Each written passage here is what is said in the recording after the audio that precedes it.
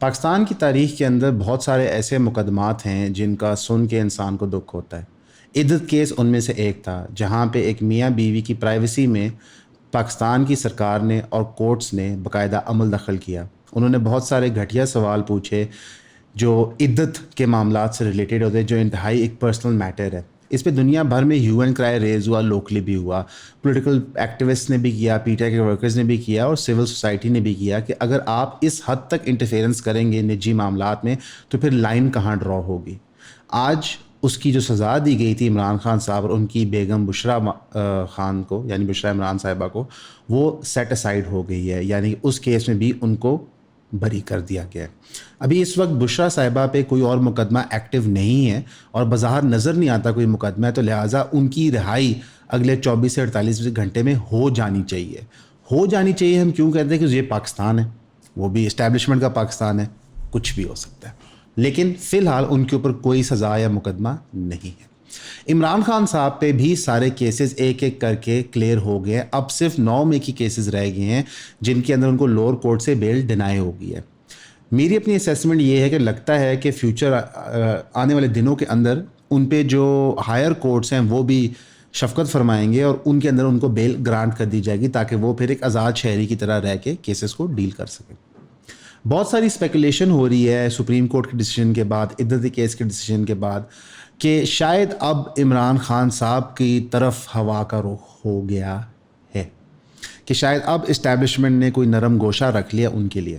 ابھی یہ بات پری میچور ہوگی کرنا، میرا خیال ہے آنے والے دنوں میں پتہ چلے گا کہ کوئی ہائی لیول پہ موومنٹ ہوتی ہے کہ نہیں۔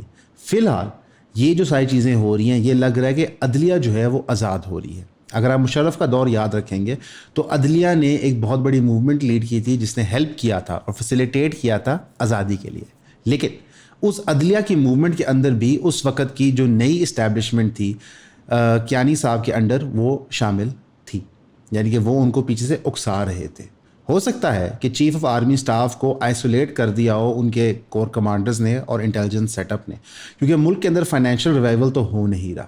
اب اس کے کانسیکوینسز کیا ہیں؟ وہ یہ ہیں کہ پی ایم ایل این اور پی پی پی کی سیاست ورچولی کل ہوتے نظر آ رہی ہے، especially P M L N. ایک کے بعد ایک فیصلہ ان کی مرضی کے خلاف جا رہا ہے۔ جو ان کی گرفت تصور کی جاتی تھی کورٹوں پہ، وہ ختم ہو رہی ہے، اور شاید کورٹوں کی گرفت ختم ہونے سے اسٹیبلشمنٹ بھی جو ان کو بیک کری ہے وہ ختم کر دے گی، کیونکہ اسٹیبلشمنٹ نے ہمیشہ ایک پارٹی کے ساتھ اپنا پکا روابط نہیں رکھا، وہ وننگ ہارس پہ شرط کھیلتے ہیں اور ایک ٹائم پہ ملٹیپل مووز وہ چلا رہے ہوتے ہیں۔ تو آنے والے دن کافی دلچسپ ہونے ہیں۔ کل کے سپریم کورٹ کے فیصلے پہ خواجہ آصف بھی میدان میں اتر کے آ گئے ہیں، اور عظمہ بخاری صاحبہ نے بھی آج پریس کانفرنس کی ہے اور انہوں نے کہا ہے کہ جی مس کیریج آف جسٹس ہے، ناانصافی ہوئی ہے، مٹھائی مانگی نہیں تھی پی ٹی آئی نے، آپ نے اٹھا کے ان کو مٹھائی دے دی۔ ہمارے سیاستدانوں کو نا مفروضوں میں بات کرنے کی عادت ہو چکی ہے، مدعے پہ بات کرنے کی ان کو عادت نہیں ہے، لیکن ہم نشاندہی کرتے جائیں گے۔ خواجہ آصف صاحب نے فرمایا کہ قانون کے لیے لوگ جان نہیں دیتے پاکستان میں، جو ہمارے فوجی ہیں وہ جان دیتے اس دھرتی کے لیے۔ اس کا سپریم کورٹ کے ڈیسیجن سے کوئی تعلق نہیں تھا۔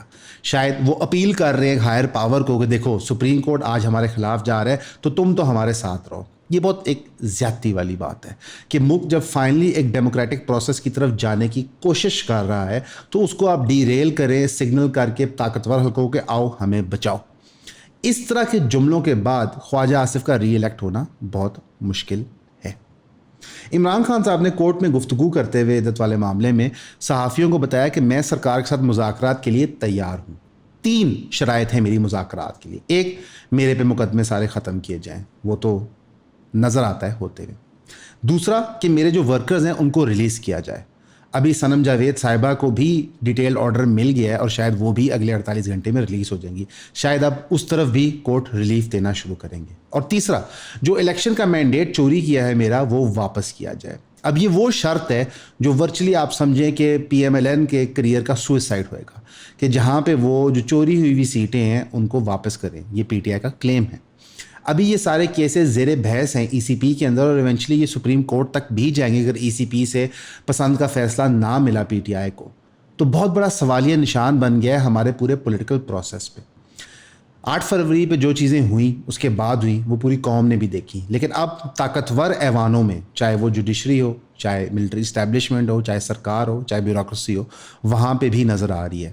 اس وقت اعتزاز احسن جیسے لوگوں نے اور کئی اور سول سوسائٹی کے نیوٹرل لوگوں نے کال دیا کہ ای سی پی کے جو چیئرمین ہیں وہ ریزائن کریں، کیونکہ انہوں نے اتنے پیسے خرچ کر کے اتنا ناقص الیکشن کروایا ہے، تو کسی کا تو ریزگنیشن بنتا ہے۔ ابھی ہم نے یہ بات نہیں کی کہ شاید انہوں نے میلیفائڈ کیا ہے اور شاید ان کے خلاف لٹیگیشن بنتی ہے، لیکن کم از کم ریزگنیشن تو ضرور بنتا ہے۔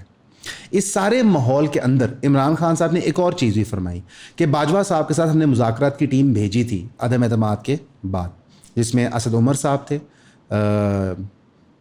ان کے جو فارن منسٹر تھے ان کا نام شاہد محمود قریشی صاحب تھے، اور پرویز کھٹک صاحب تھے، لیکن ان کی باتوں سے ایسے محسوس ہوا تھا کہ باجوہ صاحب انٹرسٹڈ نہیں ہیں الیکشن کروانے میں۔ یعنی کہ عمران خان نے پھر ایڈمٹ کیا کہ انہوں نے نان ڈیموکریٹک طریقے سے طاقتور حلقوں کو اپروچ کیا۔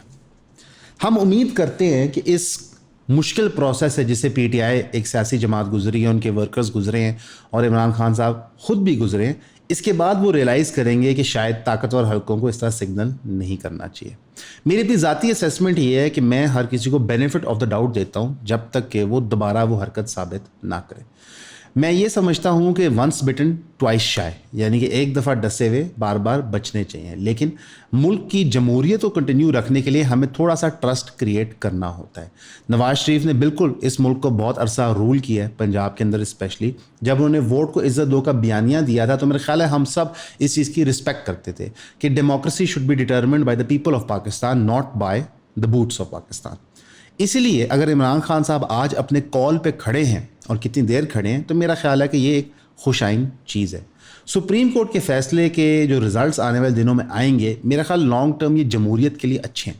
ایک بہت سخت فیصلہ دیا گیا تھا اعلیٰ عدالتوں کی طرف سے مشرف کے خلاف، جس نے ورچولی آمریت کو دوبارہ سر چڑھ کر آنے سے روک کے رکھا ہوا ہے کہ ایک پریسیڈنٹ آلریڈی قانون میں سیٹ ہے۔ یہ بات بھی درست ہے کچھ لوگوں کی کہ جس کی لاٹھی اس کی بھینس، جب وہ اپنی آئی کو آئیں گے تو پھر وہ کوئی چیز نہیں روک سکتی۔ معاشرے کے اندر ہمیں جانور بچانے سے ہماری اسلامک موریلٹی کے علاوہ قانون ہوتی ہے، بے شک ہے تو وہ کاغذ کے ٹکڑے کے اوپر، ان کو انفورس کرنے والے ہمارے جیسے عام لوگ ہیں، لیکن اس میں یقین رکھنا ہمارے لیے ضروری ہے، ورنہ معاشرہ کمپلیٹلی بریک ڈاؤن کر جائے گا۔ لوٹ مار، قتل غارت، یہ سب کچھ سے ہمیں بچاتا ہے ہمارا قانون اور اسلام، اور کیونکہ ہمارا قانون اسلامک ریپبلک آف پاکستان کے اندر ہے تو اس چیز کو مکس کیا جاتا ہے۔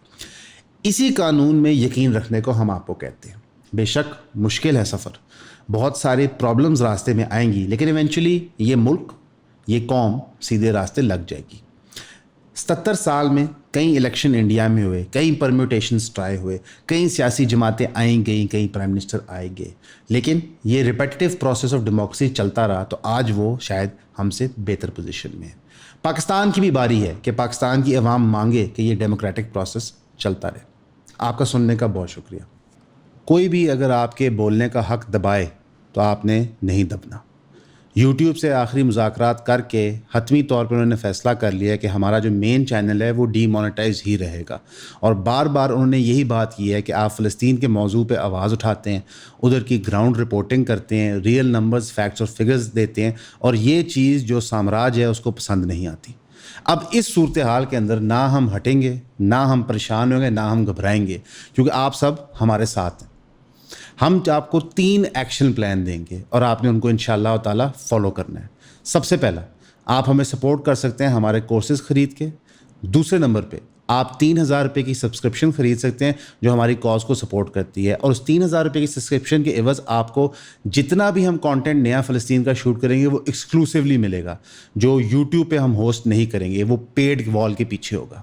تیسری چیز آپ جو کر سکتے ہیں کہ جو ہمارے ایگزسٹنگ چینلز اور بقیہ چینل ہے وہ یہاں پہ ڈسپلے ہو جائیں گے، حیدر ڈال دے گا ایڈٹ میں، آپ ان کو لائک کریں، سبسکرائب کریں، بیل آئیکن دبائیں اور ان کو شیئر کریں۔ کسی کو حق نہیں ہے، چاہے وہ جتنا مزید طاقتور ہو، کسی کی آواز دبائے۔ ایون کے اوپر ہم نے ہمیشہ آواز اٹھائی ہے فریڈم آف سپیچ کے لیے، وہ چاہے کسی یوٹیوبر کی ہو جس سے ہم اختلاف کریں، چاہے کسی سیاستدان کی ہو جو اس وقت قیدی بن کے جیل میں بیٹھا ہوا ہے۔ کیوں؟ کیونکہ جب تک میں اور آپ گفتگو کریں گے تب تک طاقتور حلقوں کی مجبوری ہوگی کہ وہ صحیح فیصلے لیں۔ فریڈم آف سپیچ کو ڈیفینڈ کرنا ہمارا فرض ہے، یہ اتنا کرٹیکل ہے کہ آپ سوچ نہیں سکتے۔ پچھلے 1.5 سال سے ہمارا یہ یوٹیوب کا سفر شروع ہوا ہے اور اس وقت وہ ایک انتہائی نازک موڑ کے اوپر ہے۔ ہم بار بار آپ کو بتاتے رہے ہیں کہ ہم چینل لاس پہ آپریٹ کرتے ہیں. یہ انکم جانے سے ہماری آدھی انکم چلی گئی ہے. جہاں پہ ہم ٹیم ایکسپینڈ کر رہے ہیں, ریسرچز ایکسپینڈ کر رہے ہیں, رپورٹرز ایکسپینڈ کر رہے ہیں, آپ کے لیے بہتر سے بہتر ایکوریٹ کانٹینٹ بنانا چاہ رہے ہیں, وہاں پہ اتنی بڑی ڈز وجی کیوں؟ کیونکہ ہم نے فلسطین کے لیے آواز اٹھائی اور بات کی. فائر وال تو ملک میں آ گئی ہے, لیکن امریکہ کے اندر بیٹھی یوٹیوب جیسی کمپنی اور فیس بک جیسی کمپنی کریک ڈاؤن پھر بھی کرتی ہیں. تو یعنی کہ یہ جو تاثر تھا آپ کو کہ شاید فریڈم آف اسپیچ باہر کے ملکوں میں ایگزسٹ کرتی ہے, ان کی بھی بے شمار ریڈ لائنز ہیں. اس ریڈ لائن کو توڑنے میں آپ ہماری مدد کیجیے. شکریہ.